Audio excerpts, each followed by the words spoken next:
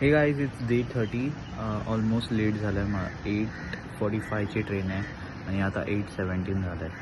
So let's go.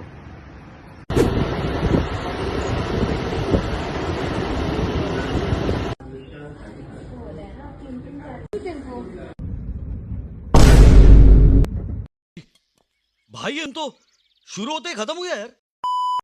So या 1:30 झालेत आणि डे 30 तेच एंड होतं आहे. डे 30 माझा म्हणजे ओके होता बऱ्यापैकी.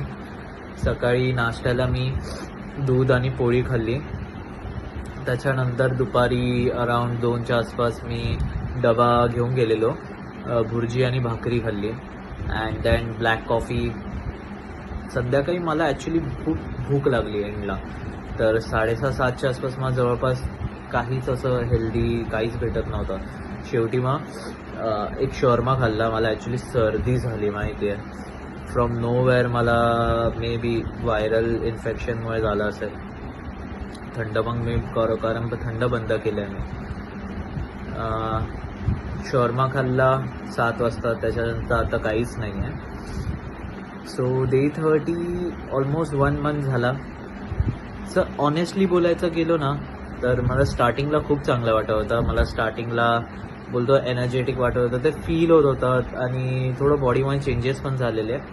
त्याच्यानंतर माझं जेन्युनली बोलायचं गेलं स्लीप स्केड्यूलमुळे मला बोलतो ना डाईटमध्ये पण थोडा फरक जाणवायला लागला स्लीप स्केड्यूलमुळे. तर त्याच्यानंतर बॅक टू असं वाटत होतं की I am still feeling back to नॉर्मलसारखं जे आधी होतं. तर मग ऑनेस्टली बोलायला गेलं तर फार स्टार्टिंग मला तेवढं चांगलं वाटलं. बट मला स्टील मी इम्प्रूव्ह करतो आहे.